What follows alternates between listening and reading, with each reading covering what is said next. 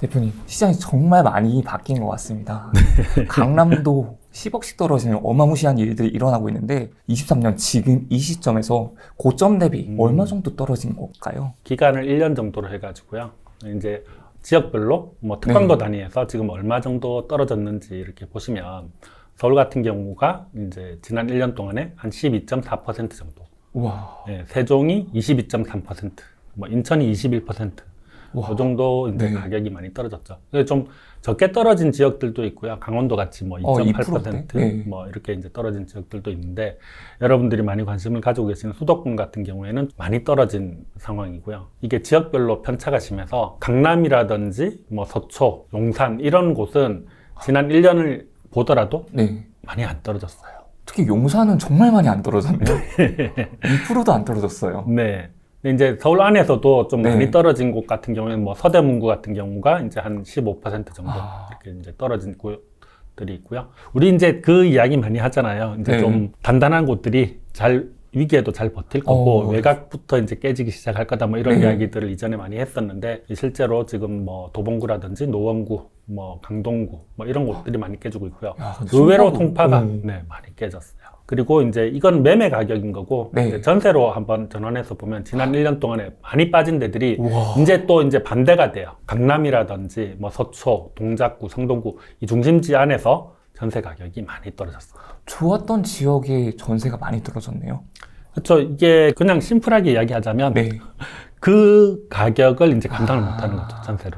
워낙 비쌌으니까. 네. 투자는 뭐 이렇게 조금 더 무리해서라도 이렇게 들어갈 수 있는데 전세는 완전히 실거주니까 이제 금리 영향을 조금 더 심하게 받는 게 아닌가 이렇게 보고 있습니다. 그럼 실제 이렇게 가격이 빠지긴 했지만 그래도 여전히 좀 비싸다는 생각이 드는 것 같아요. 왜냐면 월급을 모아서 집을 한 채가 사는 게 한 채 사는 게 너무 어렵다 보니까. 현실적으로 월급을 모아서 강남에 아파트를 산다 그런 분들은 이제 굉장히 극소수가 되겠죠. 지금 이제 매매 가격만으로 놓고 보면 지금 강남 같은 경우에 평당 가격이 지금 서초구 같은 경우에 평당 7천만 원이 넘어 있어요.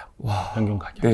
저거를 이제 뭐 8사 기준으로 보면 사기가 본다면 쉽지가 않죠. 평당 뭐 7천만 원대니까 거의 20억이 넘어가는 20억 넘어가는 금액이 들어가야 되는 거죠. 지금 뭐 강남도 마찬가지고요. 그러면 매수 심리도 좀 많이 떨어지고 있는 지금 추세인데 앞으로의 집값의 행방은 좀 어떻게 될 거라고 예상하시나요? 이제 시작인 거죠.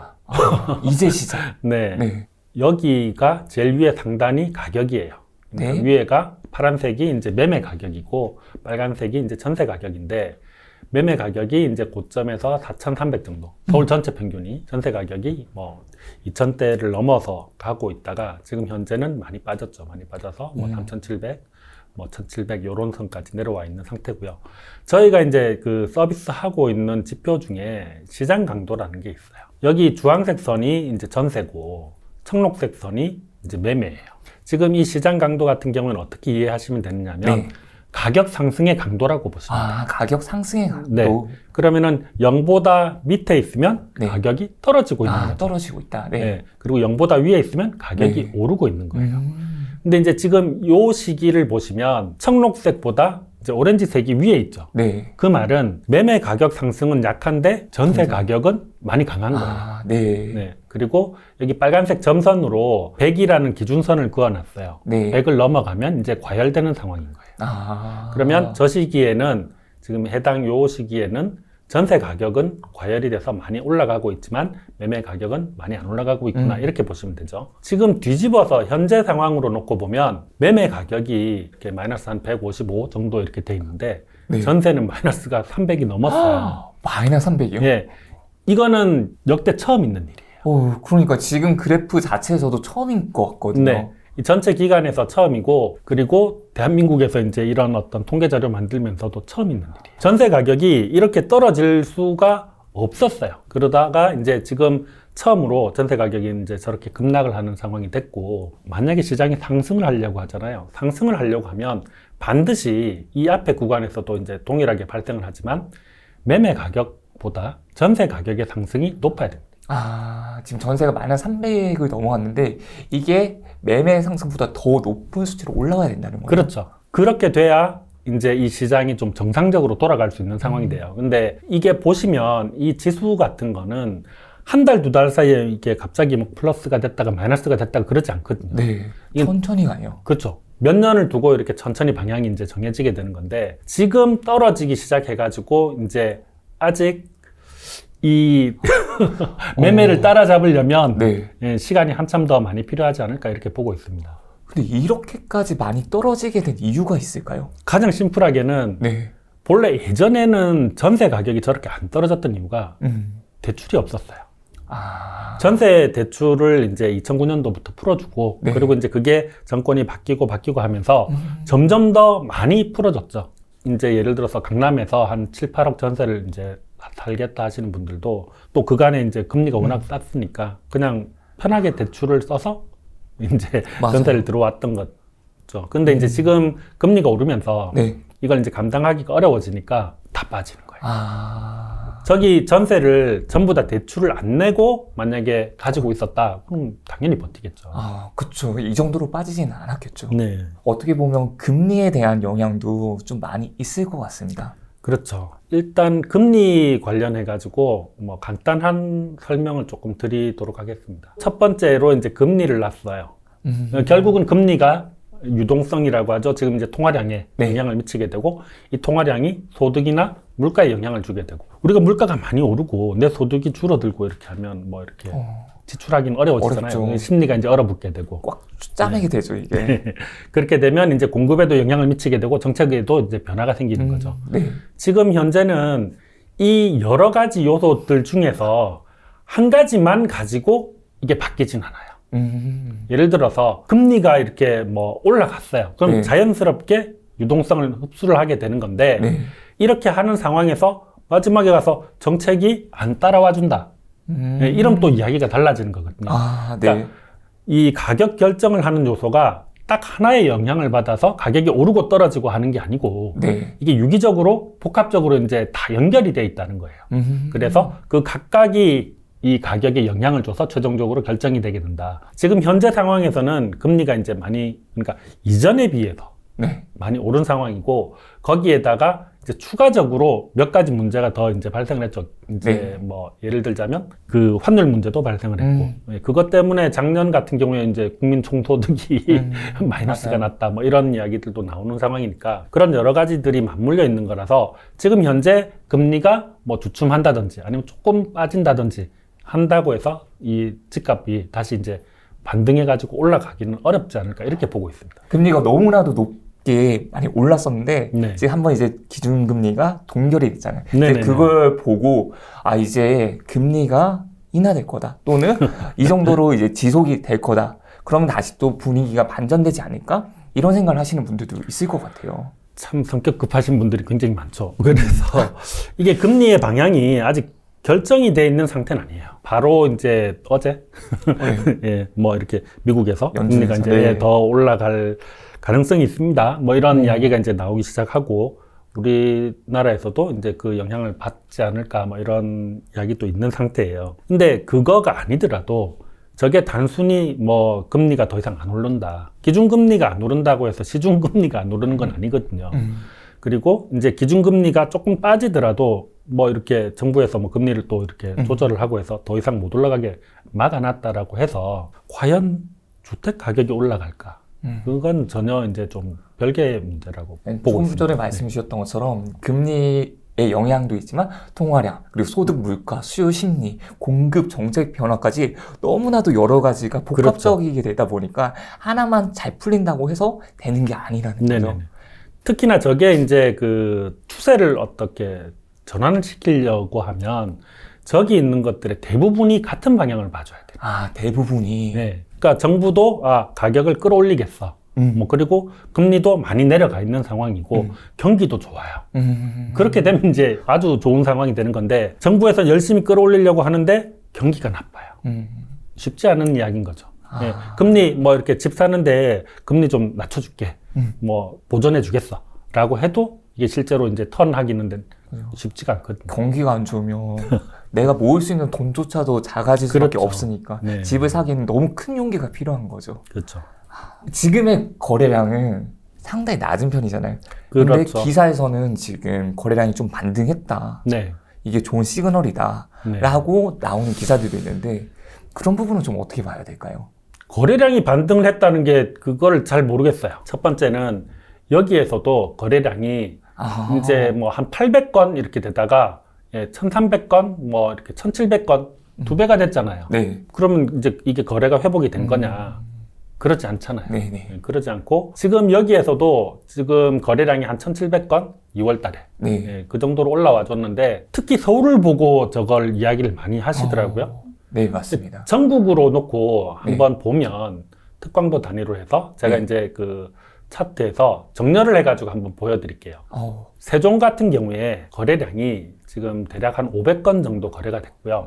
그 2월 달 평균이에요. 3월 달은 아직 며칠 안 됐기 때문에 2월 달에 평균 한 413건이 거래가 되면 평균인데 500건이 거래가 됐어요. 이러면 아직 수집이 완료가 되지 않았는데 평균을 넘었구나.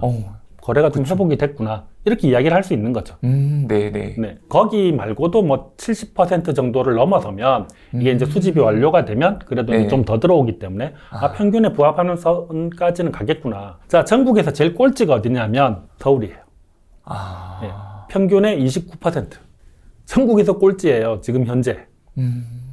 그런데 거래량이 회복을 했다라고 보기는 너무 섣부르지 않을까. 더군다나 지금 그 전월세 같은 경우에 거래량이 전월세 거래량 같은 경우에 서울에서 이제 여기가 표시가 돼 있으니까 지금 보면 5위예요. 100% 이상 거래가 됐어요. 전월세는 사실은 이제 이게 바로바로 들어오는 경향도 있고 해서 전월세 같은 경우에는 평균의 100% 이상이 거래가 되는데 매매가 한 30%밖에 거래가 안 됐다. 그럼 거래가 살아나는 거는 좀 어렵지 않겠나.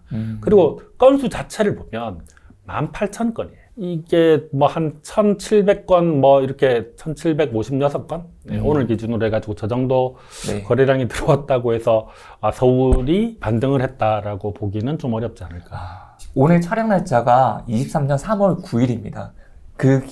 아직까지 3월 초라고 보면 될 것 같고 2월 달에 그런 거래량 같은 게 다 취합이 되지는 않았을 거예요. 이번 달 말 정도가 돼야지 아마 2월 거래량이 완벽하게 다 취합이 되지 않을까 싶습니다. 그렇죠? 네네, 맞습니다. 이번 달 말이 돼야 2월 달에 거래량이 이제 정리가 되는 건데 지금 상태에서 100%를 넘긴 곳도 있는데 저 정도를 가지고 거래량이 이제 좀 회복했다 이렇게 보기는 좀 어렵지 않을까 그렇게 생각이 듭니다. 그럼 거래량이 제일 중요해요. 그러면 그래도 거래량을 보면 좋은데 그래도 하나 더 또는 두 개 더 좀 추가 지표로서 좀 봐줄 만한 게 있을까요?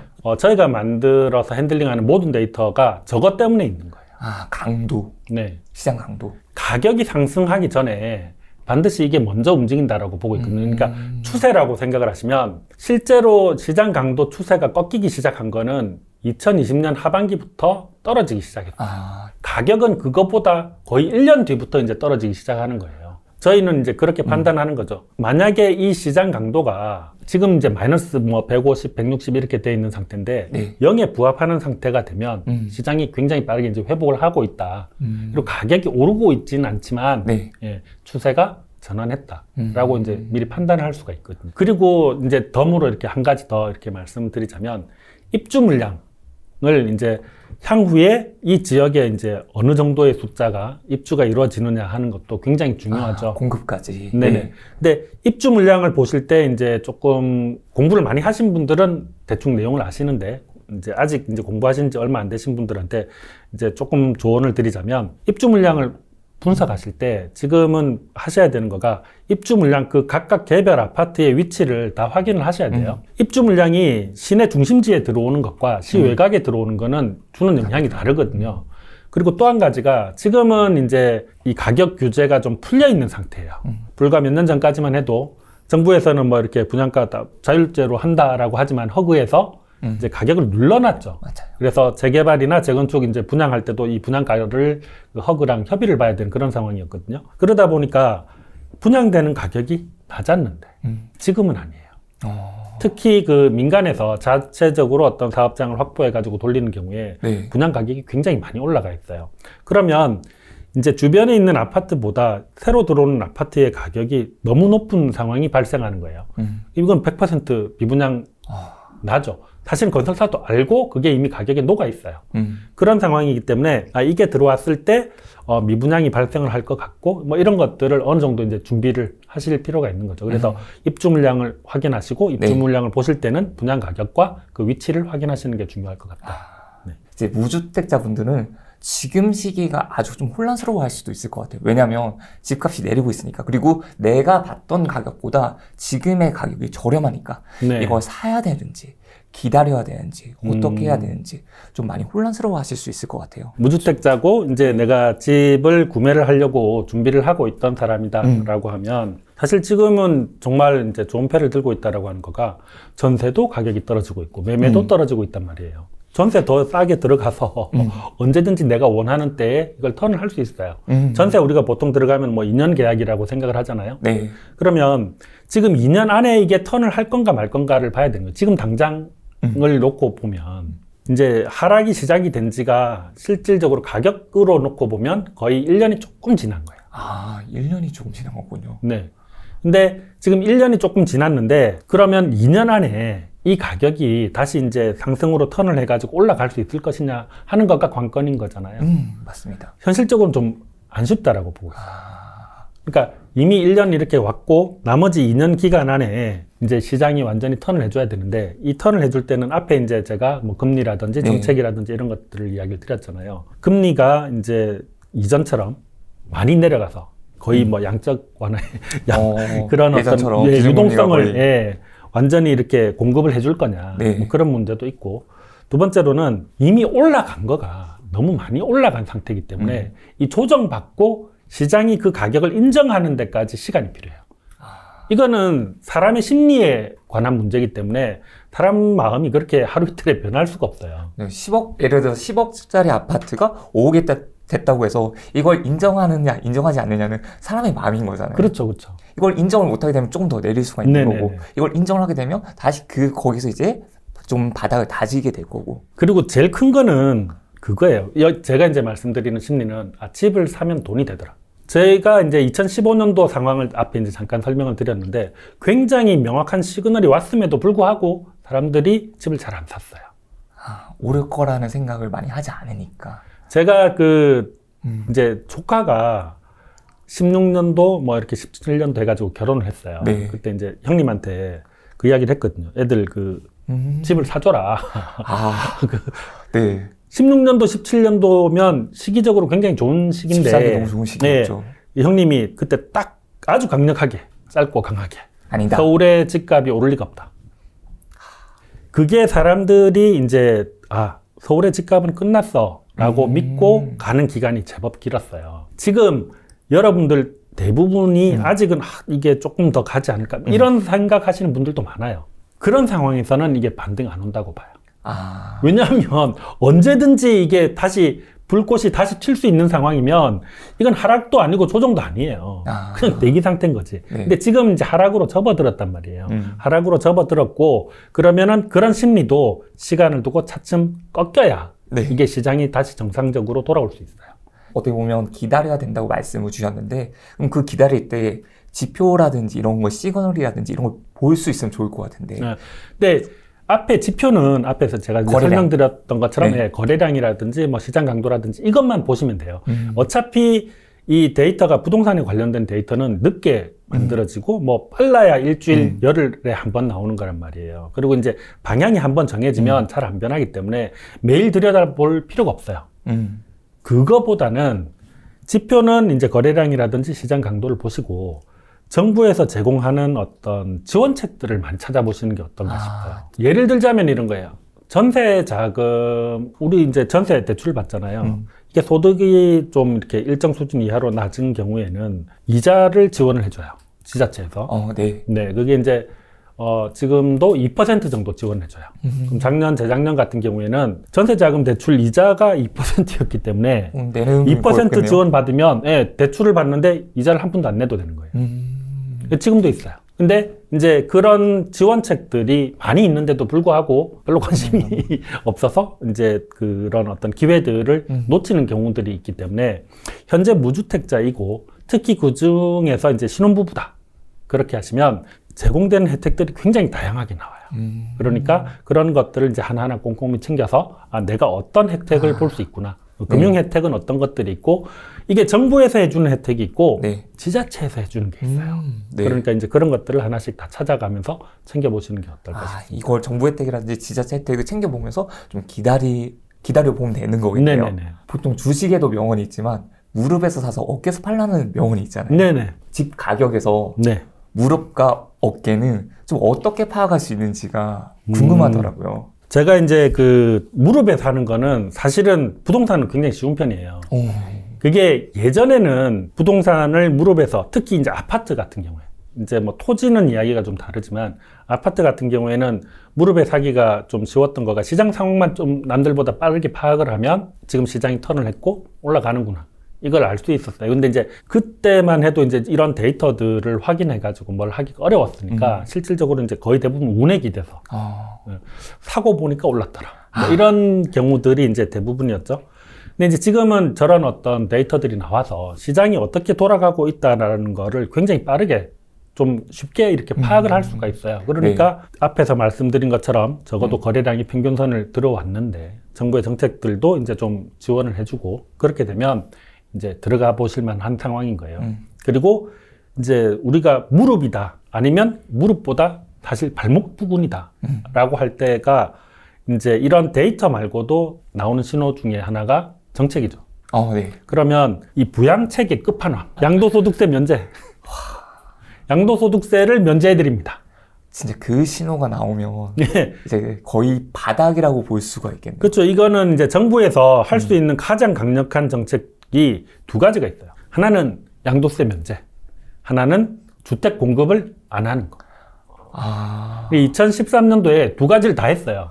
13년도요? 네. 와. 10년 이내에 최근에 이제 공부 시작하신 분들은 뭐 이렇게 전설로만 들었던 비과세. 집을 몇 개를 가지고 있어도 다 비과세. 다 비과세. 그때 산 건 다 비과세. 오늘 사서 내일 팔아도 비과세. 네. 그런 상황이 있었죠. 그게 이제 정부에서 시장을 부양하기 위해서 이제 내놓은 거였고, 그리고 13년도에 이제 내놨던 또 한 가지가 택지를 더 이상 공급하지 않겠다. 와. 그러다 보니까 이제 공급이 완전히 막혀버리는 거예요. 네. 택지가 이제 조성되기 어려운 상황이 되고 그런 것들은 한번 막혀버리면 다시 돌리는데도 몇 년이 걸리니까. 그래서 이제 이런 어떤 정책들이 정부에서 내놓게 되면 정부가 다 이렇게 내놓을 수 있는 모든 카드를 다 던졌구나. 그게 지금 딱 두 번 나왔어요. IMF 때 나오고 13년도에 나오고. 시장 진짜 안 좋을 때. 네. 그러니까 만약에 그런 신호가 나온다. 그러면 이미 이제 볼만한 그런 상황인 거고 거기에 이제 거래량까지 수반이 된다면 확실하게 이제 신호가 온 거죠.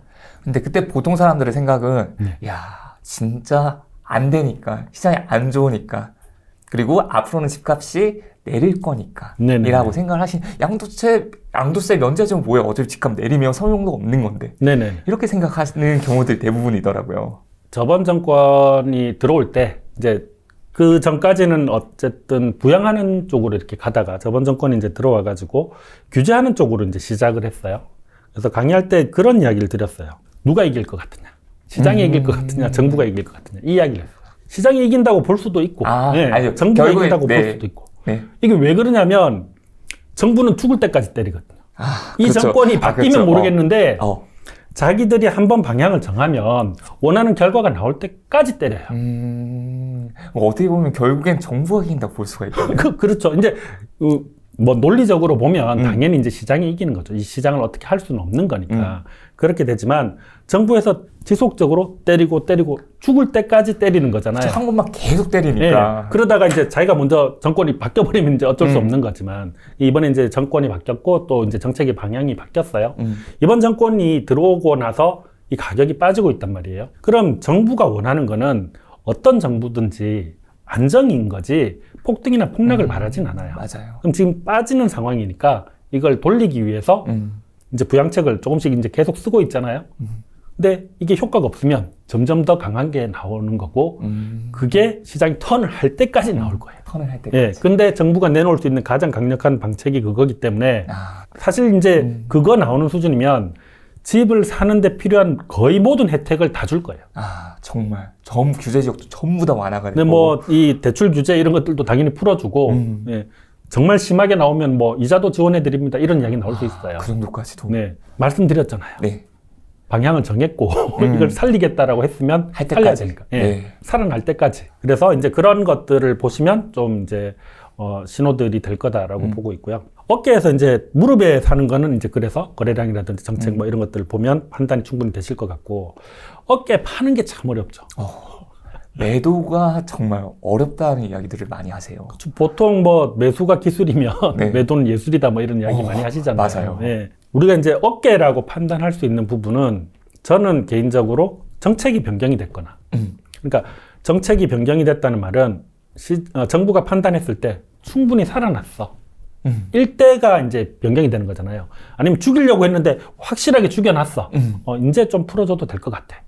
이러면 이제 이 정책이 변경이 된단 말이에요. 정권이 바뀌어서 혹은 이제 정책이 그럴 일이 거의 없는데 정책이 변경이 됐다. 이러면 지금 안 좋은 시그널이 왔구나. 이렇게 판단해야 될 거고, 네. 가격적인 면에서 이 어깨에 왔다라는 말은 사실은 이게 어깨라는 걸 알 수가 없어요. 가격적으로는. 그렇죠. 이게 네. 어깨인지 뭐 머리인지 배꼽인지 데이터로 절대 알 수 없어요. 그 위 고점을 한번 찍어야지 그때가 어깨였구나. 아니요.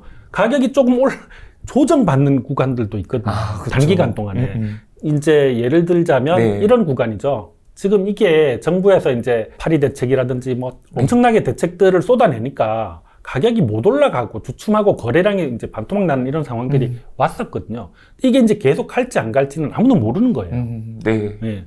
사실 저는 개인적으로 19년, 20년도에 조정이 왔어야 된다라고 보는 편이거든요. 근데 코로나 터지고 유동성이 그렇게 공급될 거를 아무도 예상 못 했잖아요. 예상할 수 없죠. 네. 그런 것처럼 이게 어깨가 머리 꼭지를 잡는 거랑 동일한 난이도예요. 사실은. 네. 근데 이제 굳이 어깨를 가늠해 볼 수 있는 것들이 이제 우리가 그냥 상식선에서 봤을 때 일정 기간 안에 너무 급하게 많이 올랐다. 그렇게 볼 때랑 그리고 정책이 변경이 됐다라고 이제 느낄 때 시장이 정상적인 상황은 아니구나. 뭔가가 이제 변경이 되는구나 라고 느끼면 그게 일단 1차적인 어떤 시그널이 되는 거죠. 사실 어깨에 팔 수 있는 이제 방식은 이건 제 방식이에요. 앞에서 말씀드린 것처럼 데이터를 가지고 오늘 가격이 어깨입니다. 는 안 돼요. 네.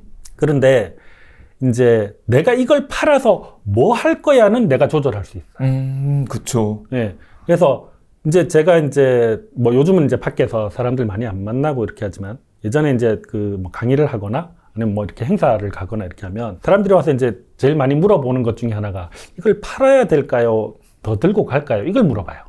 그러면 제가 이제 뭐라고 말씀드리냐면 이걸 팔아서 뭐 할 건데요를 물어봐요. 팔아서 뭐 할 건데요를 탑하는 분은 팔 생각이 있는 거예요. 그리고 실제로 팔 수 있어요. 근데 이게 없는 분들은 어차피 팔 생각도 없고 그냥 던져보는 말인 거예요. 진지하게 답하기가 어려워지겠죠. 근데 이거를 왜 물어보느냐면 내가 이 물건을 파는 가장 좋은 시기는 이 물건보다 더 좋은 물건을 찾았을 때. 그쵸. 네. 갈아탈 수가 있는 거죠.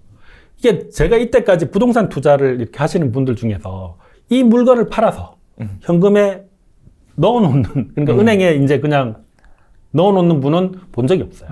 뭔가를 사든지, 네. 아니면 뭔가 어디다가 뭘 일을 벌이든지를 하게 되는 거죠. 그거 없이, 그러니까 내가 이 돈을 회수를 해서 뭔가를 하겠어라는 계획 없는 상태에서 네. 현금을 회수하잖아요. 네. 19은 사고를 쳐요. 왜냐하면 돈이 통장에 꽂혀 있는 거를 못 봐요. 그쵸. 좀 뭔가를 해야 되니까 실수를 해요. 뭐 이상한 상가를 산다든지 어중간한 토지를 좀 크게 산다든지 뭐 그런 분들도 계시고 뭐 잘 모르는 주식을 한다든지 어느 정도 내가 목표로 하는 내가 만족할 수 있는 수익률을 채웠어가 되면 그때부터는 이 물건을 팔아서 현금으로 바꾼 다음에 이 현금을 어디로 옮길까를 고민해가지고 적당한 곳을 찾으면 네. 그게 가장 좋은 타입이에요. 지금 누군가는 이 영상을 보면서 이 아파트의 가격을 보면서 지금 가격이 빠지는 게 정상이야. 가격이 너무 많이 올랐어. 가격 더 내릴 거야. 이렇게 생각하시는 분들도 있고 네. 아니면 이런 하락장이라는 게 너무 상승장만 보다가 하락장이 처음이라고 생각하시는 분들도 있을 것 같거든요. 그러면 하락장이 좀 처음이신 분들한테 좀 조언을 해주신다면 좀 어떻게 말씀해 주실 수 있을까요? 50대 정도면 하락장을 이제 경험해 보셨을 가능성이 이제 좀 있죠. 그러니까 시장에 직접 참여를 해서 내가 집을 샀다든지 아니면 뭐 전세라도 이렇게 들어가 있다가 어떤 변화를 경험을 해봤다. 그게 이제 금융위기 때고 이제 그 이전에는 뭐 IMF 때겠죠. 그런 경험들이 있으신 분들이 있는데 지금 현재 한 30대, 40대 초반 정도면 그런 경험이 없으신 분들이 좀 많이 계실 것 같아요. 실제로 뭐 지금 30대라고 하면은 10년 전으로 돌려보면 20대인데 20대에 뭐 이렇게 집을 샀거나 뭐 전세를 자기가 이제 이렇게 핸들링 했거나 이러기가 좀 어려우니까. 제가 이제 그분들을 위해서 이제 준비한 화면이 하나가 있어요. 우리가 아파트 가격이 굉장히 많이 오른다고 생각을 하잖아요. 네. 네, 아파트 가격이 많이 오른다고 생각하는데 사실은 그러지 않아요. 이게 이제 아파트 가격이 KB에서 지수가 처음 만들어지기 시작한 게 86년도거든요. 그거하고 물가하고를 한번 비교를 해봤어요. 그럼 얼마나 이렇게 물가보다 아파트가 많이 올랐을 것 같잖아요. 별로 안 올랐어요. 지금 지수로 보니까 많이 안 올랐네요. 네, 큰 차이가 나지 않아요. 뭐 서울 아파트가 그나마 좀 많이 이제 그걸 네. 하긴 했는데 이거는 어차피 다 공개되어 있는 자료니까 본인들이 직접 한번 만들어 보셔도 될 거예요.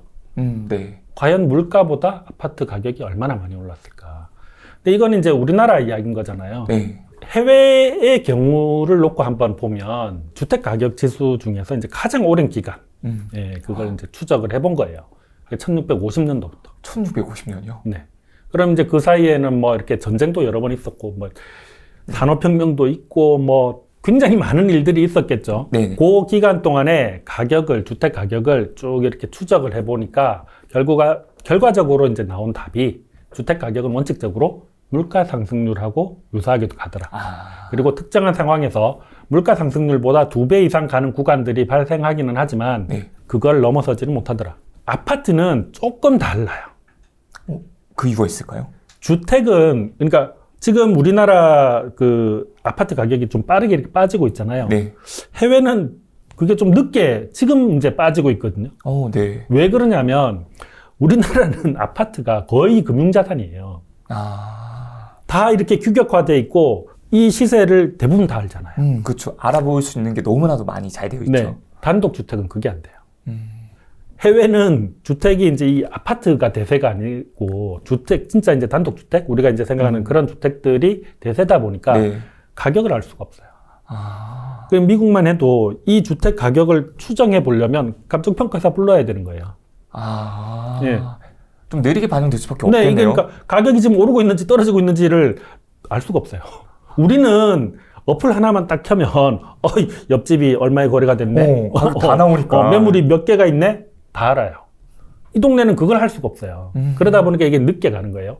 그리고 특별하게 우리나라 사람들이 아파트를 좋아해요.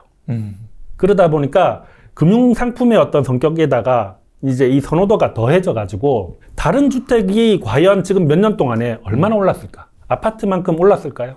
안 올랐어요. 아파트만 많이 오른 거예요. 그래서 이제 아파트가 이제 우리나라 물가 상승률보다 2배를 조금 넘어서는 상승률을 보일 수는 있어요. 일정 기간 동안에. 하지만 원칙은 아파트도 주택이기 때문에 이게 물가 상승률 이 범위를 크게 못 벗어난다. 이거를 이제 기억을 하셔야 되고요. 그래서 이렇게 쭉 보시면 가격은 오를 때도 있고 조정을 받을 때도 있고 떨어질 때도 있어요. 그런데 물가는 해마다 꾸준히 올라가는 거죠. 그래서 어느 시기에는 이제 가격은 안 오르는데 물가는 계속 올라가고 그러면서 이제 이 가격이 타져지는 거예요. 그러면서 이제 이게 밸런스를 잡아가는데 결국 그 시기를 사는 거예요. 물건을 사는 게 아니고. 그럼 이제 지금 이제 하락장에서 뭐 작년에 집을 사신 분들도 있을 거고 뭐 5년 전에 사신 분들도 계실 거예요. 그래서 좋은 시기에 이렇게 구매를 하신 분들은 좀 잘 버티고 이제 다음 사이클에 좋은 타이밍에 이제 투자를 더 하거나 아니면 이제 갈아타기를 할 수 있는 것들을 기다려 보실 수 있을 거고 이제 뭐 지금 최근에 이렇게 구입을 하신 분들이라면 굉장히 좀 이제 스트레스 많이 받으시겠는데 결국은 이 시장이 결국은 균형을 찾아간다. 그거를 이해하셨으면 좋겠어요. 더군다나 지금 그 물가가 급하게 오르고 있잖아요. 그러면 그렇죠. 기간이 좀 단축이 될 수도 있으니까 이게 원칙이기 때문에 이 원칙을 잘 기억을 하시고 이제 가시면 좀 버티기가 낫지 않을까 싶습니다. 이제 요즘은 분양가보다 더 싸게 거래되는 입주권이 있다고 해요. 네네네. 네, 대구에서 분양가가 5억인데 네. 지금 2억 4천에 거래가 됐다고 하더라고요. 그렇죠. 네, 이런 일들이 과거에도 좀 있었나요? 없었습니다. 근데 네. 유사한 것들은 있었죠. 유사한 것들은 있었는데 네. 그게 이제 개인 간의 어떤 거래, 뭐 그게 증여일 수도 있고, 네. 아니면 이 실질적으로 이제 증여하면서 일정 그 구간은 허용을 해주잖아요. 네. 그리고 이게 정확하게 이 아파트가 얼마야 이렇게 이제 찍어서 이야기를 할 수가 없기 때문에 어느 정도 이제 그 허용 범위를 두고 그 범위 안에서는 뭐 상관이 없거든요. 그 실제 뭐 5억의 거래가 일반적으로 되는데 네. 내가 한 4억 정도에 신고를 했어. 아무 상관이 없단 말이에요. 그러니까 이제 아마 그렇지 않을까라고 지금 현재는 이제 추정을 하고 있어요. 이제 그렇지 않을까라고 보는 근거가 여기 보시면 서울에서 3, 40평대만 해가지고 네. 최근 1년 중에서 최고가 대비해가지고 이제 최저가를 한번 뽑아본 거예요. 10개만 지금 뽑아서 보는 건데 지금 최고 가격이 한 9억 4천? 네, 9억 4,500. 9억 4,500에서 4억 7,200이 됐어요. 네. 22년 6월 달에 9억 4,500에 거래가 됐고 2월 달에 4억 7,200에 거래가 됐어요. 와, 8년 지났는데. 네. 반토막이 난 거죠. 네. 그 밑으로도 뭐 40%대 이렇게 되는데 요 거래가 조금 특이하긴 하더라고요. 요 거래가 조금 특이하고 보시면 4억 7,200인데 직거래예요. 나머지는 6층이 4억 7,200에 거래가 됐는데 7층은 8억, 2층은 7억 1,500. 이러면은 요 정도면은 뭐 7억 1,500, 2층 뭐 그럴 수도 있겠네. 요 정도 생각이 들잖아요. 근데 4억 7,200은 조금 전세가 4억 5천인데 4억 7,200이면 조금 그러면 여기에 찍혀 있잖아요. 직거래랑. 두 번째가 지금 보시면 10억 2,800에서 7억 2천, 5억 6천이 떨어진 거죠. 네. 한번 볼까요? 영등포 푸르지 7억 2천 직거래. 직거래네요. 네. 그러니까 이게 지금 매물을 같이 한번 확인해 볼 수 있거든요. 네. 그러면 3월 달에 지금 현재 나와 있는 매물들이 높은 거는 제일 높은 게 14억 5천, 최저가 9억 8천이에요. 그런데 실거래는 7억 2천이 됐어요. 와. 이게 만약에 정상적으로 시장에 나와서 거래가 된 거면 이와 유사한 가격이 여기 있어야 돼요. 매물로 등록되지도 않았는데 이제 이 거래가 찍혔다라고 하면 이제 그 개인 간의 어떤 그런 거래가 아닐까 이렇게 보는 거죠. 실제로 요게 거의 대부분 이 가격 차이가 갭이 큰 것들이 확인해 보시면 그런 것들이 많이 있어요. 그리고 이제 요거 같은 경우에는 정상적으로 거래가 된 것 같아요. 지금 9억 5천짜리가 거래가 됐는데 25층이에요. 조금 그렇긴 한데 정말 싸게 거래가 된 거죠. 매물이 그와 유사한 매물이 아무것도 없었거든요. 매물이 전혀 없는 상태에서 실거래가 갑자기 저층도 아니고 고층이 9억 5천에 찍혔다. 조금 그러니까 이런 거래들이 대부분인 거지. 실제로 이제 뭐 요즘 그런 이야기 많이 하잖아요. 갑자기 뭐 10억이 떨어졌어요. 뭐 5억이 떨어졌어요. 이렇게 하는데 최근 1년 동안을 제가 저기 지금 기간을 1년으로 잡았잖아요. 1년 동안 거래된 거 최고 가격에서 지금 최근에 이제 최저 가격을 이제 뽑아본 거거든요. 그렇게 막상 뽑아보니까 실제로 이제 그 정도로 심하게 이제 가는 것들은 많지 않더라. 금액으로 이제 치환해가지고 이걸 다시 정렬해보면 거의 한 10억 이렇게 갭이 나는 아파트도 있긴 해요. 그런 아파트도 있어요? 네. 와. 9억 3천. 반포자이. 좀 비쌌던 아파트. 그쵸. 잠실주공 뭐. 이게 지금 특히나 30평형대라서 그렇지 전체 면적으로 놓고 보면 13억. 11억 5천. 이런 것들이 있죠. 반포주공 1단지에 이런 것들. 가격을 한번 보시면 25억, 23억, 뭐 28억, 24억 이렇게 되는데 이전에 이제 가격들이 뭐 37억, 뭐 30억대 거래됐던 것들이 있다 보니까 이건 실제로 이렇게 가격이 내렸다고 볼 수가 있는 걸까요? 그렇죠. 이거를 실거래도 이게 한 건, 두 건이 아니고 여러 건이 된 데다가 매물의 가격을 보면 매물 최저 가격이 25억이에요. 그러면 저 정도의 매물이 나왔고 거래도 그 부분에서 거래가 됐구나. 그렇게 보시면 되겠죠. 지금 10년 만에 최대로 미분양 지수가 높아지고 있는데 이 문제가 얼마나 심각한 걸까요? 아직은 심각한 수준은 아닙니다. 이거는 이제 제 개인적인 판단이에요. 아직은 이제 뭐 그렇게까지 심각한 상황은 아니다 이렇게 보고 있는데 이제 최근까지 해가지고 보면 미분양이 한 7만 5천 세대 정도 발생을 한 것 같아요. 과거를 보면 과거에 이게 지금 이 기간이 좀 잘려서 그런데 많이 갔을 때가 한 15만까지 네. 갔었어요. 그거보다 더 심각한 게 뭐냐면 미분양은 뭐 10만도 갈 수 있고 15만도 갈 수 있어요. 높은 가격에 분양을 하면 미분양 나는 건 당연한 거거든요. 예, 그러니까 이제 뭐 그거는 그럴 수 있는데 관건은 이 준공 후 미분양이에요. 저게 정말 악성이거든요. 악성 미분양이라고 부르는 거죠. 네. 저게 터지면 건설사 문 닫아야 될 수도 있는 상황이에요.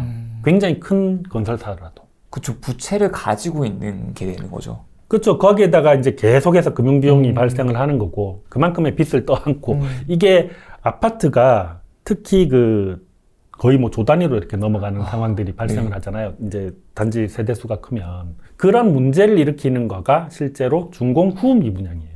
네. 우리가 이제 미분양이 현재 발생을 했다라고 해도 이거는 지금 들어갈 돈이 많은 거지 들어간 돈이 많은 게 아니거든요.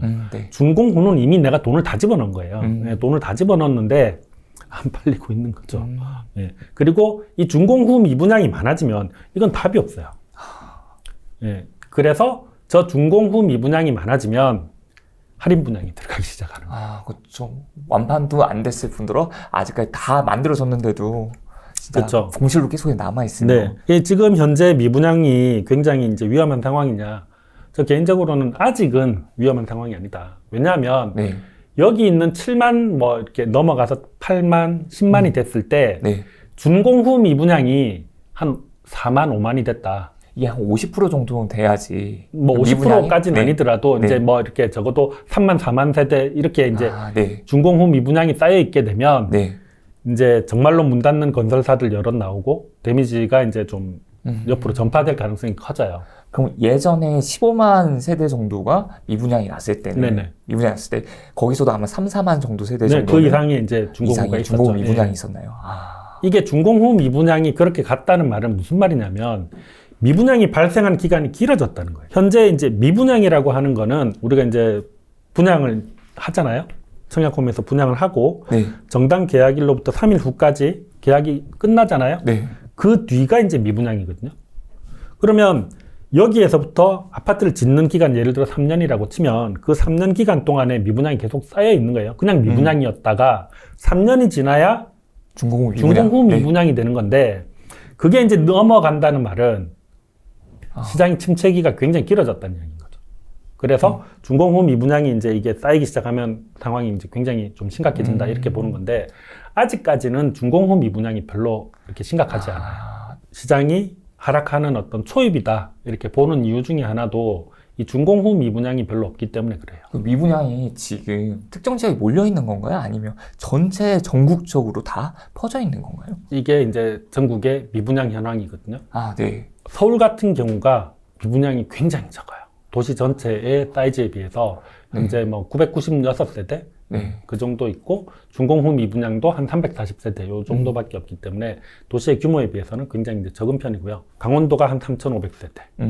대구가 제일 문제가 되죠. 13,000세대. 13,000세대가 넘어가네요. 네. 준공후가 아직은 대구도 적어요. 근데 이제 저게 조금 더 시간을 끌면 준공후 미분양들이 이제 발생을 하고 늘어날 수 있겠네요. 네, 그렇게 되면 이제 대구 상황이 그쯤이 바닥이 아니겠는가 이렇게 판단이 들고요. 경기도가 지금 한 8,000세대 정도 됩니다. 울산이 한 4,200세대, 네. 경남이 4,700세대. 전국적으로 놓고 보면 서울 그리고 이제 뭐 광주 이런 곳들이 미분양이 별로 없어요. 네.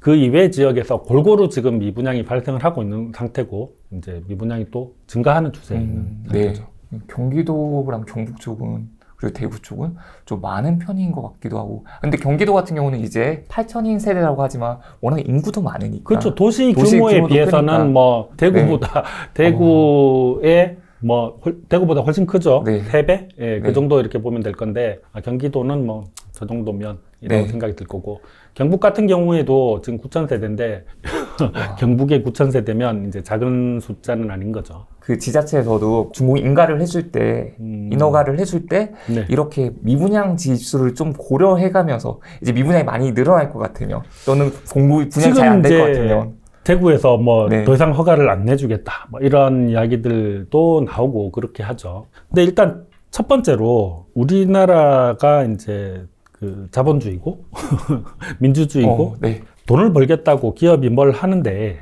그걸 이제 관에서 나서가지고 하지 마. 이렇게 하기가 굉장히 어려워요. 특수한 상황이 아니고서는. 네. 그러니까 이제 좀 문제가 있고, 이게 건설 시장의 일반적인 사이클이에요. 이제 주택에 대한 수요가 축적이 되고, 전세 가격이 상승하고, 네. 그 뒤에 이제 매매 가격이 상승을 하고, 네. 이 경기가 이제 활성화되죠. 경기가 활성화되는 요 첫 번째 단계를 우리가 수급장이라고 불러요. 실제로 이제 현물, 내가 집이 필요해서, 네. 내가 들어가서 살 집이 필요해서 이제 저런 네. 상황들이 발생을 하게 되고, 이걸로 이제 건설 경기가 활성화가 되면 그 뒤에는 이제 분양 물량도 굉장히 늘어나게 되고, 재개발, 재건축 사업장들 멈춰있던 것들이 이제 전국적으로 다 돌아가게 되죠. 네. 네, 그렇게 되면서 이제 상향시장으로 넘어가고, 이제 이게 공급이 실제로 이제 진행이 되면 공급 물량이 늘어나는 상태가 돼요. 이 2차를 이제 유동성장이라고 봐요.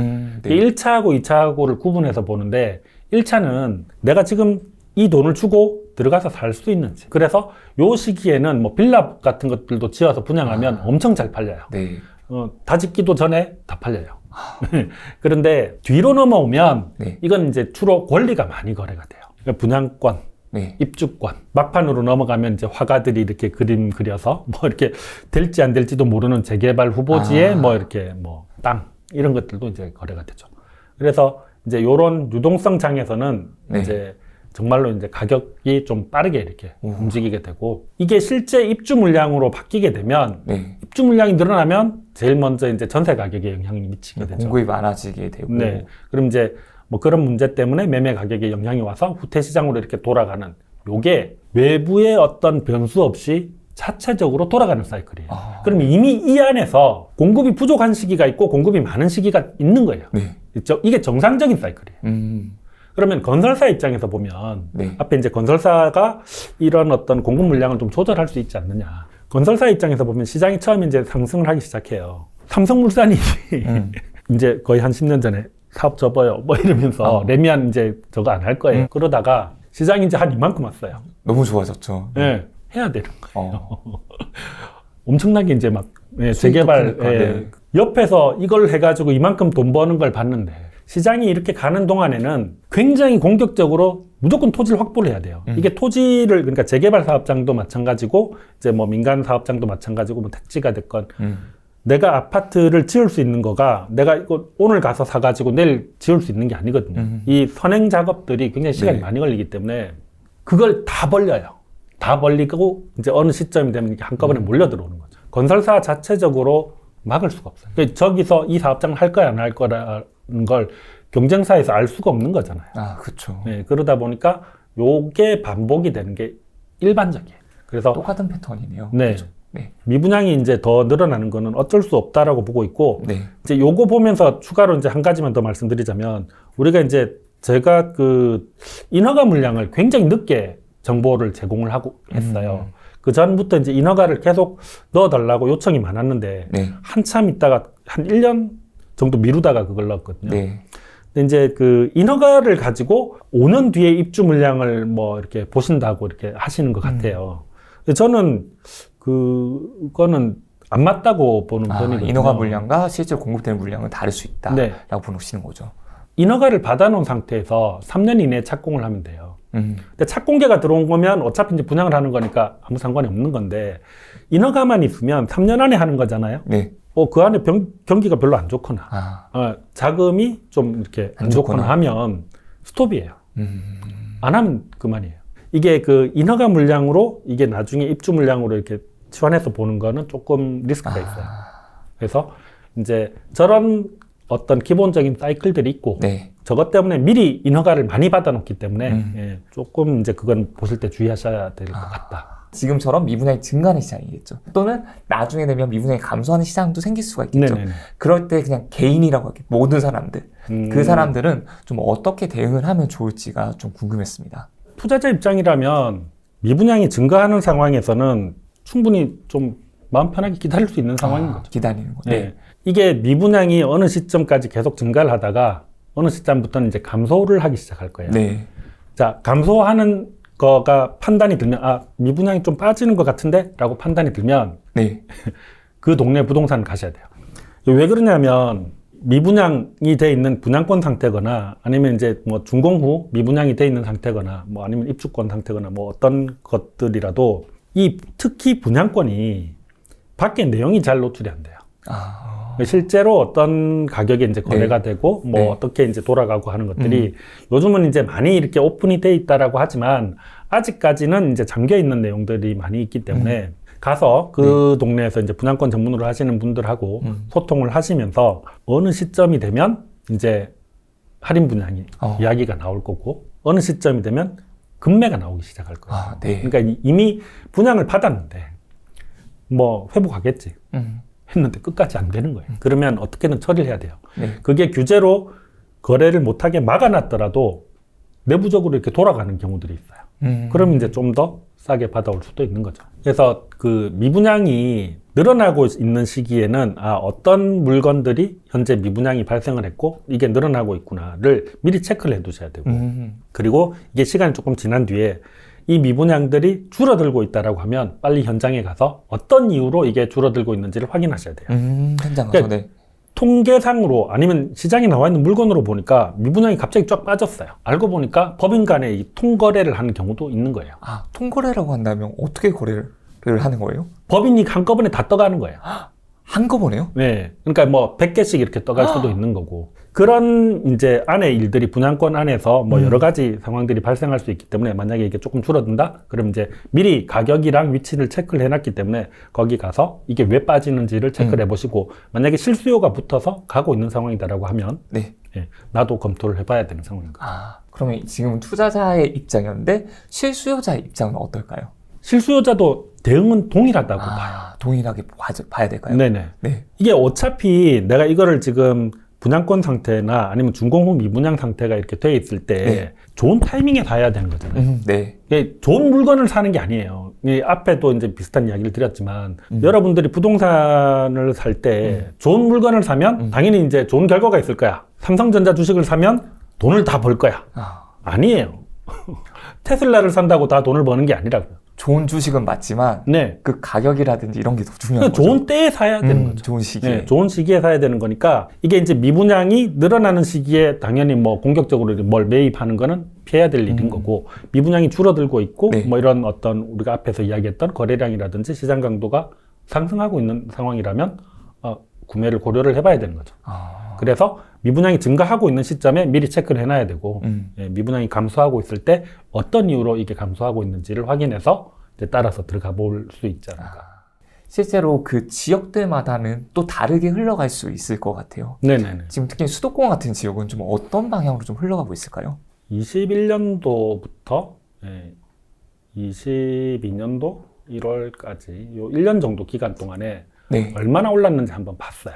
그리고 2년 동안에 얼마나 올랐는지를 봤어요. 지금 보시면 많이 올라간 지역들이 있을 거예요. 65%, 61%, 61% 뭐 이렇게. 이 많이 올라간 지역들이 지금 많이 빠지는 거예요. 경기도라든지 인천이라든지 서울. 네, 세종. 네, 세종. 네. 그리고 이게 많이 빠진 데가 먼저 조금 반등을 하고 있어요. 지금 시장에서. 네. 이제 세종 같은 경우에 어떤 상황인지 한번 살펴보겠습니다. 지금 11월 달에 바닥이었고 12월 달, 1월 달, 2월 달 해가지고 청록색 선이 바닥을 찍고 하나, 둘, 셋, 3개월 연속해서 지금 3월 1일자까지 해서 조금 올라가고 있는 상황인 거죠. 그럼 저거는 무슨 말이냐면 여전히 떨어지고 있어요. 여전히 떨어지고 있지만 떨어지는 속도가 좀 줄어들고 있는 거예요. 그러면 저 안에서는 저거는 이제 전체 평균 값이니까 저 안에서는 가격이 안 떨어지고 버티는 아파트들이 나오기 시작한 거예요. 아직 전세는 회복을 못 하고 있어요. 근데 중간 잠깐 이렇게 반등을 시도했다가 다시 이제 지금 힘이 빠진 상태죠. 힘이 빠진 상태인데 이게 지역별로 지금 서울 같은 경우도 이런 형태의 그래프를 보이는 지역들이 지금 현재 나오고 있어요. 서울 같은 경우에 한번 확인해 보겠습니다. 요 구간만 이렇게 확인해 보면 급하게 떨어지고 있던 것들이 지금 버티기가 들어가는 거죠. 매매가는 살짝 주춤하고 있는 거예요. 여전히 떨어지고 있어요. 여전히 떨어지고 있지만 그 떨어지는 속도가 줄어들고 있는 거다라고 보시면 되는 거죠. 이제 이게 정말로 플러스로 반전이 되려면 어쨌거나 이 전세가 다시 이제 올라와 줘야 되는데 아직 그런 상황은 아니지만 떨어지는 거가 지금은 완전히 너무 급락을 했거든요. 네. 이런 급락이 정말 보기 힘든 급락인데 장기간 이제 급락을 했고 네. 그게 어느 정도 이제 지금 조금 급락이 마무리되고 있는 상황이다. 그래서 지금부터는 조금 이제 계속해서 조정을 받아가는 그런 시기가 아니겠는가 싶어요. 급락은 조금 멈췄다고 봐도 될까요? 지금 어쨌거나 데이터상으로는 네. 떨어지던 속도가 줄어든 건 확실해요. 그럼 이게 서울만의 일일까 아니면 경기도라든지 인천도 같이 이런 그래프를 그리고 있을까요? 지역별로 한번 부산도 그럼 동일하게 한번 확인을 해보겠습니다. 부산은 전세도 살짝 완만해졌네요. 네. 근데 어째도 그냥 마이너스 상태이기 때문에 마이너스라는 게 변함은 없지만 네네. 네. 마이너스라는 게 변함은 없지만 요게 이제 반대 상황이죠. 요게 반대 상황이라는 거가 이 청록색이 굉장히 높게 올라가 있는 이런 상황이 되면 네. 청록색이 뭐 300 이렇게 올라가 있는 상황이 되면 네. 이게 거의 뭐 한 달 사이에 뭐 100만 원씩 이렇게 이제 오르는 평균값으로 100만 원씩 네. 오르는 뭐 그런 상황인 거예요. 이제 이게 내려가서 뭐 이렇게 150 뭐 이 정도 선이 되면 올라가고 있어요. 올라가고 있는데 약하게 올라가죠. 4만 원, 뭐 5만 원 이렇게. 네. 네. 그러면은 여기에서도 마찬가지로 이렇게 쭉 빠지고 있을 때는 한 달 사이에 뭐 이렇게 30만 원, 40만 원 이렇게 빠지다가 지금에 와서는 한 35만 뭐 원, 30만 15만 원, 뭐 그다음에는 뭐 한 13만 원, 뭐 그다음에는 뭐 5만 원 이런 식으로 빠지는 거예요. 빠지는 거예요. 네. 그래서 지금 전체적으로 지금 보시는 것처럼 대부분의 지역들이 급하게 미친 듯이 빠지던 그 시기는 조금 지나간 것 같다. 인천 같은 경우도 명확하게 보이죠, 이게. 네, 그러네요. 안 떨어지고 있다는 이야기는 아니지만 네. 예, 급락하고 있던 거는 어느 정도. 그러니까 이게 거의 공포에 사로잡혀서 다 던져야 돼. 뭐 이런 분위기는 아니라는 거예요. 예, 그래서 한번 이제 급매물 나온 것들이 소화가 됐고 네. 그것들이 이제 시장에서 소화가 되고 나니까 좀 정상적으로 이렇게 사이클이 찾아가고 있는 게 아닌가 그렇게 네. 판단이 되고 있습니다. 그럼 지금 서울 지역도 보여주셨고 인천 지역 그리고 지방 광역시들도 같이 보여주셨는데 그럼 지방 중소도시는 좀 어떨까요? 이게 그 좀 재밌는 지역들이 있어요. 네. 그러니까 뭐 예를 들자면 가격이 안 떨어지는 지역들도 있거든요. 앞에 이제 시장 강도가 끝에 살짝 이렇게 반등하는 모습들을 보였잖아요. 네네. 그 1년 이내, 최근 1년 이내에 시장 강도가 이제 반등한 곳이 있느냐. 이걸 특강도 단위에서는 지금 현재 세종만 반등이 있는 걸로 나와요. 시군구 단위로 보면 영통구라든지 권선구, 광명, 세종, 남동구, 의정부, 뭐 만안구 이렇게 들어가요. 조금 재밌는 동네들이 어디가 이제 있느냐면 영천 같은 경우 2%가 올랐어요. 지금 네. 저기 미니 차트로만 봐도 네. 이제 계속해서 오르는 추세 이런 곳들이 있고요. 영천을 포함해서 경북 지역에 굉장히 외곽 지역에 인구가 작고 이제 소규모인 그런 도시들 같은 경우에 네. 가격이 오르고 있는 데도 있어요. 그게 왜 그런지를 이제 이해를 하셔야 되는데 네. 저기는 외부 지역하고 전혀 상관없이 돌아가요. 그 지역 사람들에 그렇죠. 의해서 돌아간다는 네. 거죠. 어차피 저기에 서울 사람들이 많이 이사를 가서 살 것도 아니고 뭐 다른 지방에서 들어가서 살 것도 아니고 그 동네 사람들이 이제 그냥 그걸 소화하고 가는 거예요. 근데 가격을 보시면 평균 가격이 427만 원 뭐 이런 동네인 거예요. 그러니까 그냥 건축비, 네. 예, 건축비가 올라서 가격이 오른다. 가격이 오른 거예요, 그냥. 네. 예, 그렇게 보시면 되고 요런 지역들이 이제 전국에 몇 군데가 있어요. 찔끔찔끔 오른 거죠. 1.1% 오르고 0.8% 오르고 0.2% 빠지고. 그러니까 여기 보면 33평이 2억 5,900이에요. 지금 이 아파트 같은 경우에는 5년 이내 이제 준신축에 가까운 아파트인데 네. 보시면 뭐 크게 빠진 것도 없고 오른 것도 없고 뭐 그냥 그래요. 거의 똑같네요. 네. 그 전이나. 그러니까 뭐 이런 데들은 그냥 이제 그 지역에 네. 지역 내에서 그냥 이렇게 소화가 되는 거고 인테리어가 좀 잘 돼 있거나 뭐 이렇게 하면 가격이 좀 비싸게 거래가 되고 뭐 이런 상태인 거죠.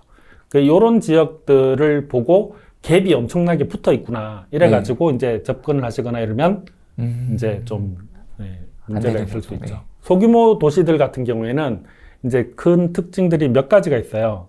앞에 이제 제가 주택이 자산 노릇의 가치가 있고 실질 거주 가치가 있다라고 말씀드렸잖아요. 네. 전세율이 굉장히 높은 90%, 95% 이렇게 되는 지역들이 몇 군데가 있어요. 네. 지금도 말씀하시는 거죠? 네, 지금도 그런 데가 있죠.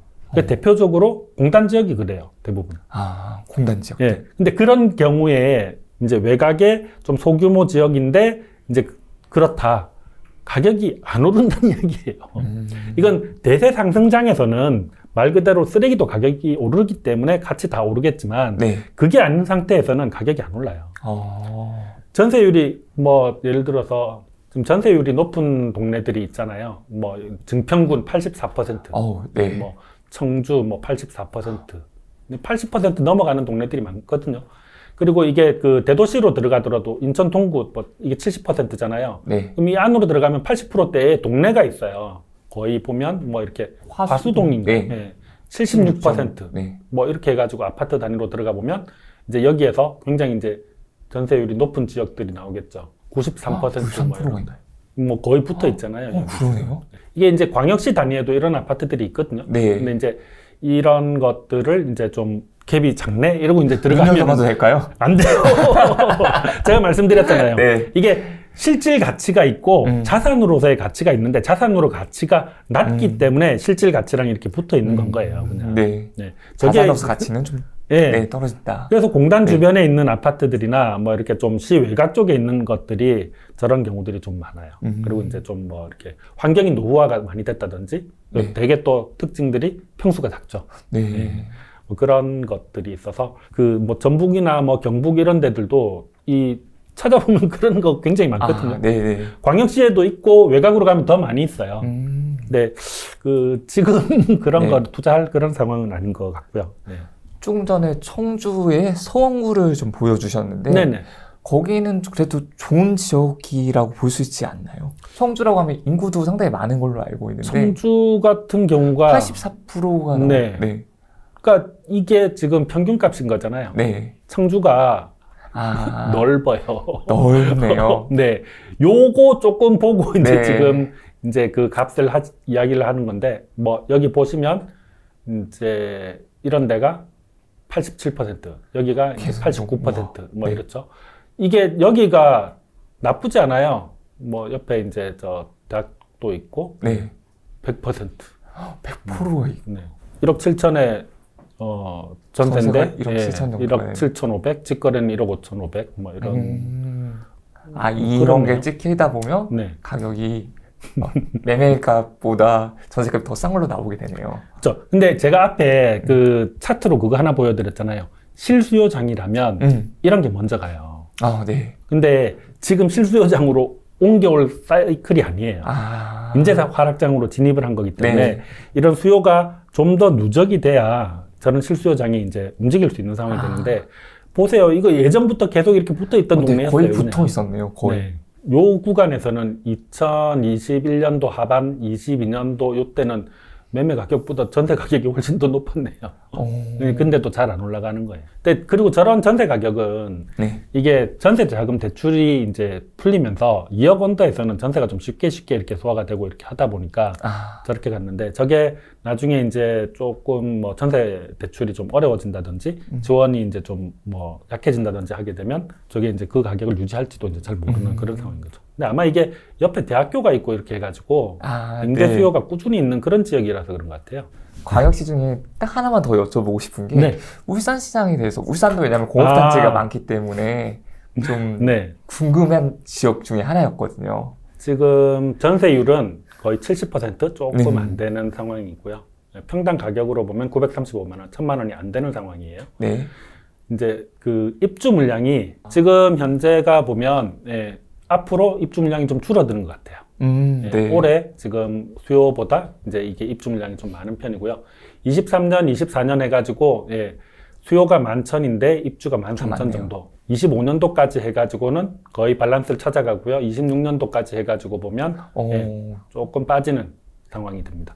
그래서 뭐 이렇게 공급 물량이 그렇게 과도한 그런 상황은 아닌 것 같아요. 아닌 네. 것 같고 거래량은 지금 2월달 기준으로 해가지고 1,200개가 평균인데 820개 정도 된 거니까 네. 뭐 저는 나쁘지 않다고 봐요. 근데 1월 달에 비해서 확실히 2월 달에 거래가 늘어난 거예요. 570개가 이제 지금 2월 달에 820개가 된 거니까. 네. 전세 거래는 2월 달에 뭐 무난하게 그냥 이렇게 돌아가고 있는 상태인 것 같아요. 평균선을 꾸준히 이제 지켜가는 상태고요. 그러네요. 네. 인구 보면 인구는 뭐 여기도 마찬가지로 꾸준히 그냥 인구는 좀 줄어들고 있는 것 같아요. 인구가 한 4,000명 정도 이렇게 좀 줄어든 상태고요. 네. 세대수로 보면 세대수는 여기도 이제 늘어나고 있는 네. 763세대 세대수는 늘어나고 있는 지역이었어요. 네. 자, 이거를 조금 안쪽으로 들어가서 한번 보겠습니다. 동구가 매매 가격에서 이제 증감률로 봤을 때 마이너스 1.5%. 덜 빠졌어요. 네, 덜 빠졌네요. 네, 그게 이제 이 동구 같은 경우가 덜 올랐어요. 그리고 일단은 가격이 제일 싸요. 그러다 보니까 지금 이제 가격이 덜 빠진 상황인 거고, 울산에서는 이제 중심지가 남구거든요. 네. 네, 근데 역시 남구가 더 많이 빠져 있는 상태예요. 많이 올랐기 때문에 많이 빠졌다고 볼 수 그렇죠. 있는 거죠. 네. 네. 좀 더 빠르게 이제 빠지기 때문에 동일한 기간으로 보게 되면 이제 좀 더 빠지는 그런 상태가 되고요. 1년 정도로 이렇게 해가지고 봐도 남구가 제일 많이 빠졌어요. 그러면은 이제 이걸 뒤집어서 이야기하면 빨리 빠지고 많이 빠졌으면 세종처럼 이제 좀 더 빨리 회복될 가능성이 있는 상황인 거죠. 네. 입주 물량이 지금 현재 여기서 보시면 울주군에 많아요. 네. 울주군에 입주 물량이 많고 남구에는 입주 물량이 좀 부족한 상황이에요. 네. 거래량으로 봐가지고 2월달 기준으로 해서 보면 북구가 거래가 좀 많이 된 편이에요. 북구가 많이 됐네요. 네. 그리고 남구는 뭐 아직은 조금 부족한 상황인데, 이 정도면은 그래도 2월달에 이 정도 거래가 됐으면 평균선에 거의 부합하게 이렇게 따라와주고 있는 것 같다. 아직은 취합이 다 안 됐을 시기니까 네네. 이 정도면 그렇죠. 네. 네. 이게 1월달하고 비교해봐도 네. 이 정도면은 거래가 좀 괜찮게 이렇게 되고 있는 상황이 아닌가 네. 그렇게 판단이 됩니다. 그러면은 이제 정리하자면 이거를 그 시장 강도 제가 이제 말씀드렸잖아요. 네. 저희가 이제 시장 강도를 이렇게 해가지고 보면 현재 마이너스 168이에요. 그리고 이제 계속해서 떨어지고 있는 추세죠. 그러니까 가격이 하락하고 있는 거는 마찬가지지만 거래량이라든지 입주 물량이라든지 이런 변수들로 봤을 때는 좀 무난하게 괜찮아 보인다. 근데 여기에서 이제 저 시장 강도가 조금이라도 턴을 해서 올라가는 상황이 되면 이제 가격이 버티는 아파트 단지들이 나왔다는 거고, 네. 그런 아파트 단지들을 이제 모니터링을 하면 네. 시장의 변화에 좀 더 빠르게 대응할 수 있지 않을까. 금리가 오르고 또 공급도 많으면서 전세 가격이 많이 내려가면서 전세가율도 상당히 낮아지고 있는 것 같습니다. 네. 좀 이런 상황을 좀 어떻게 좀 살펴봐야 될까요? 지금 그 전세율이 2023년 3월 1일자 기준으로 해가지고 서울 같은 경우가 44%, 평균이, 부산 같은 경우가 55%, 경남이 73%, 전북 77%. 서울이 제일 많이 갔을 때가 70%를 살짝 넘긴 적이 있어요. 70%요. 네. 네. 근데 이제 지금 44% 정도 이 전세율이면 사실은 상당히 낮은 편이에요. 네, 50% 그 부분이 이제 적정하지 않을까 이렇게 보고 있는데, 50% 부분이요. 근데 지금 보시면 이게 가격이 비싼 지역들 위주로 해가지고가 전세율이 낮아요. 그러네요. 우리가 이제 집은 제가 이제 그 앞에 자산의 성격을 가지고 있다라고 말씀드렸잖아요. 자산의 성격과 동시에 우리가 이제 실제 생활에 필요한 주거지로서의 역할도 있단 말이에요. 그렇죠. 예, 우리가 물가에 책정이 되는 실제 이제 집. 자, 이 두 가지의 가치가 같이 있는데, 요 두 가지의 가치가 이제 어떤 쪽이 높으냐에 따라서 저게 나오는 거예요. 예를 들어서 자산으로 성격의 굉장히 높은데 실제 거주하는 건 좀 가치가 낮아요. 대표적으로 이제 재건축 예정의 아파트들이 그렇겠죠. 오래된 아파트. 네, 그렇게 되면 뭐 이렇게 가격은 한 10몇 억씩 하는데, 네. 예, 전세 가격은 뭐 한 3억, 뭐 2억 이렇게 될 수 있는 거잖아요. 그러면 실질 거주 가치는 낮지만, 예, 자산으로서의 가치가 높으면 전세율이 낮아지겠죠. 예, 전세율이 낮아지는 거예요. 그래서 이제 지금 뭐 서초라든지 강남, 송파, 뭐 용산 뭐 이런 곳들이 이제 지금 서울 안에서는 굉장히 이제 전세율이 낮은 상태고요. 네. 근데 앞에서 한번 보셨던 것처럼 서울 같은 경우는 지금 현재 매매 가격보다 전세 가격이 더 빠르게 빠지고 있어요. 그리고 전세 가격이 이렇게 많이 빠지고 있는 것들은 전세자금 대출 때문에. 대출 받는 게 부담스럽기 때문에 그런 걸까요? 그렇죠. 이전에는 이제 대출 받는 게 부담스러운 부분들도 있고, 네. 이게 전세자금 대출만 받아서 갔던 것들이 아닌 사람들도 있는 거예요. 네. 마이너스 통장에서 끌어서 쓴 사람들도 있을 거고, 왜냐하면 금리가 워낙 쌌으니까. 네. 마이너스 통장을 2%대를 받은 분들도 계시잖아요. 네. 예, 그러면 예전에 있었죠. 예, 예를 들어서 뭐 이렇게 전세 가격이 계속 올라왔기 때문에 오르면서 한 2억 정도 마이너스에서 그냥 꺼내서 썼는데, 지금 신용이 굉장히 좋다고 해도 마이너스가 5%? 네. 6% 부근 이렇게 갈 거예요. 그러면 더블 이상의 이제 비용이 그렇죠. 나가야 되는 거예요. 이제 그런 분들이라든지 뭐 여러 가지 가장 핵심은 이제 금리. 예. 그리고 내가 지금 그런 어떤 자금이 돼 있는 분들은 네. 갈아타기 딱 좋은 상황이에요. 내가 지금은 2급지에 있었는데 이 돈으로 1급지로 갈 수 있는 거예요. 그런 상황. 그리고 여기에서 내려오는 상황. 그래서 이제 지금 서울 같은 경우가 전세가 이제 굉장히 빠르게 이렇게 회전이 되고 있는 상태고. 그래서 이제 요런 식으로 네. 지금 전세하고 매매 중에서 전세가 이제 더 급하게 빠지고 있는 상태인데 이게 지금 단기간 혼란스러운 상태가 되고 있고 그리고 조만간 이 시장이 다시 이제 좀 정상적으로 균형을 잡아가지 않을까 이렇게 보고 있어요.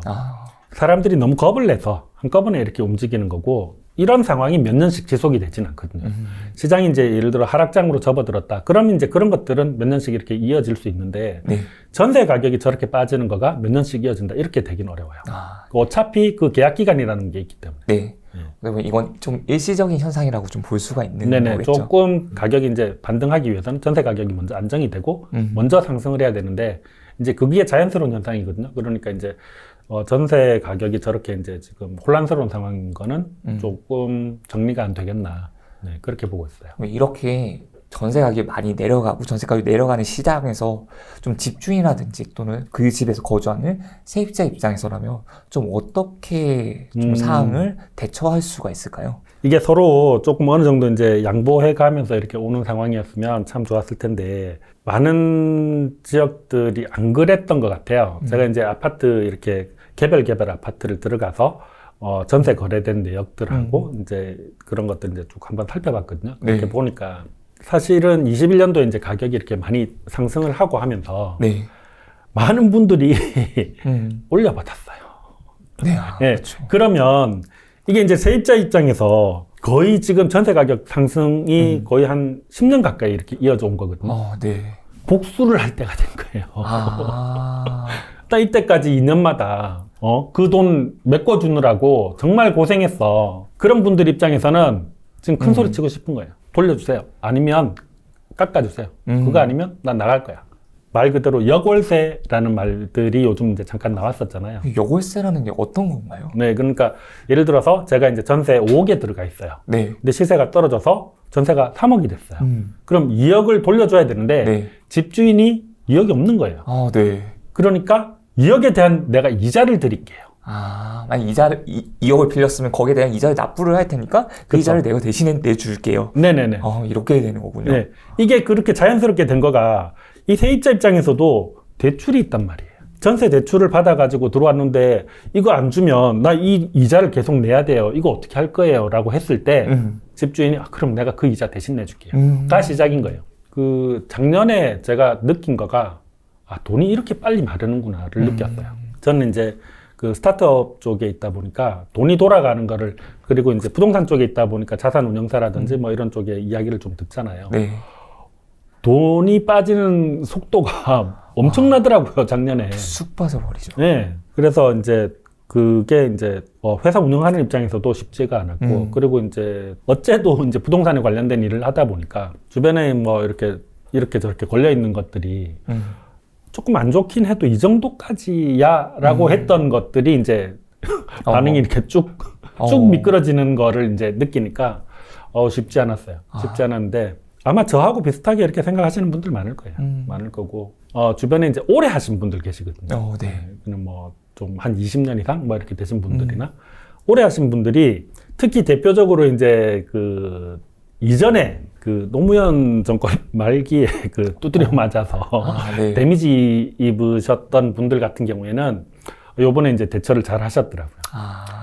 요번 하락장에 제가 아는 한에서 대처를 아주 잘 하신 분들은 노무현 정권 때 많이 맞으셨던 분들이 대처를 엄청 잘 하셨어요.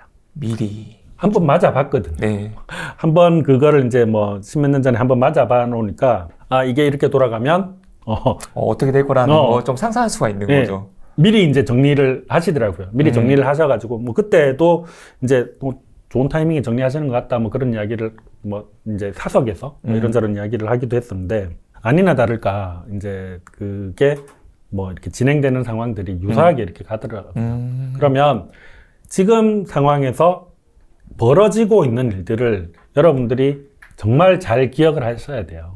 이거를 그냥 뭐 몇 년 전에 어느 날처럼 그냥 의미 없이 이렇게 흘려보내면 이 상황, 지금 여러분들이 경험하고 있는 이 상황은 굉장히 그 경험하기 힘든 환경이거든요. 그러니까 이 상황을 잘 정리해놔서 다음에 이제 이와 유사한 상황이 왔을 때 대응을 잘 할 수 있도록 그렇게 준비를 하셔야 되지 않을까. 저도 이제 그런 마음으로 지내고 있습니다. 대표님께서 역사, 어떻게 보면 부동산이 역사가 반복된다? 되풀이 된다라고 말을 많이 하는데, 네. 대표님께서도 그렇게 생각을 하시나요? 그렇게 가는 부분들이 있고, 앞에 네. 이제 제가 건설사의 어떤 상황들을 그래프로 이제 보여드렸어요. 네. 이거는 어쩔 수가 없는 거예요. 모든 건설사가 이게 우리가 뭐 소위 말하면 사회주의가 돼서 국가에서 이제 이 물량을 다 정해서 내려보내고, 그걸 다 공평하게 쪼개서 이제 한다. 이러면 문제가 없겠죠. 그러지 않잖아요. 경쟁이 기본으로 깔려 있는 거예요. 내가 쟤보다 조금 더 해야 되는 거예요. 그러다 보니까 물량이 늘어날 때 늘어나고 데미지 있고 한꺼번에 우르륵 망가지고 뭐 이게 이제 반복이 되는 거잖아요. 맞아요. 이거는 변하지 않아요. 이거는 변하지 않는데 이 외생 변수들, 그러니까 말하자면 금융위기가 왔다, IMF가 왔다, 아니면 이번에처럼 뭐 코로나, 유동화 뭐 이런 것들이 이제 왔다. 이게 제가 항상 하는 말이 있거든요. 예상하는 어떤 위기가 그게 위기냐? 예상 가능한 위기는? 네. 위기입니다. 부동산에서 예상 가능한 위기라는 게 없어요, 사실은.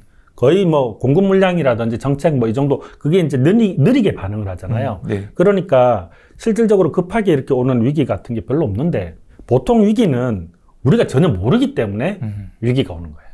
그래서 이제 항상 예전에도 강의할 때 그런 이야기 했을 거예요.